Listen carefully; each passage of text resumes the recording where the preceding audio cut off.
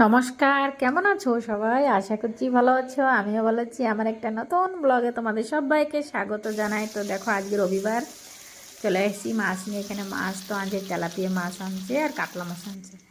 দেখো, মাছগুলো তো মস্ত করে ধুয়ে পরিষ্কার করে হলুদ লবণ মাখায় নিচ্ছি, আর ওখানে ভাজিয়ে নিচ্ছি। সকাল সকাল আজকে ভাত খাওয়ার জন্যে তেলাপিয়া মাছ ভাজা দিয়ে ভাত। আর এখানে সিম বাটা করার জন্য, আজকে রবিবার, সিম বাটা করা হবে। সিম বাটা করার জন্য তো ওদিকে ভাজা হচ্ছে, আর এখানে বেগুন ভাজা দেখো আমার হয়ে গেছে। কি সুন্দর করে সরষের তেল দিয়ে মস্ত করে বেগুন ভাজছি, বাস এক থালা ভাত খেয়ে দেওয়া যাবে। আর এখানে সিম বাটা করা হবে। তো দেখো, সব কিছু দিয়ে আগের দিনও তোমাদের দেখাইছি সিমে কিছু দিই, সব কিছু দিয়ে এখানে সিমগুলো ভালো করে ভাজে নিচ্ছি।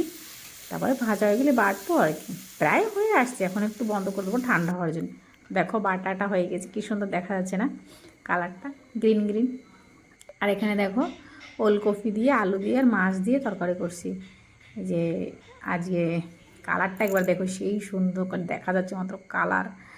দেখো, আজকে দুপুরের লাঞ্চ কিন্তু ফটাফটি করে ফেলাইছি। তারপরে এক জায়গায় যাবো বলে, তো দেখো দুপুরবেলা দিয়ে একদিকে গেছিলাম মানে দড়িগোড়ার দিকে, 2 নম্বর। তো দিয়ে গেছি, একটু কাজ ছিল। তো যাওয়ার সময় দেখো, পুরো পাহাড়ের গা দিয়ে ঘেসে গেছি পুরো। দেখো, এই যে পাহাড়, এই জায়গা দিয়ে আমরা ক্যানেলের উপর দিয়ে যাচ্ছি, মাঝখানে খালি ক্যানেলটাই রয়েছে আর কি, না বড়ো ক্যানেল।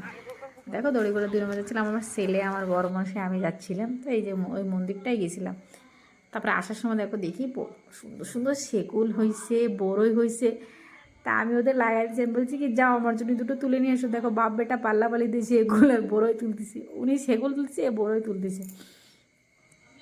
কী সুন্দর লাগে বলো, নিজেকে আমাকে কেউ যে স্পেশাল ফিল করে, আমার তো খুব ভালো লাগে। কেন কি, আমার ছেলে বি ফিল করায়, আমার বর তো ফিল করাই। তো দেখো, এখানে বড়ইগুলো জঙ্গলে কী সুন্দর, খেয়ে একটা দেখছিলাম, কী সুন্দর মিষ্টি মিষ্টি, এখনও পুরো কুসা আছে, তাই এত সুন্দর লাগতেছে। তো দেখো, বিকালে হয়ে গেছে, রবিবার বলে কথা, ঘরে আসে।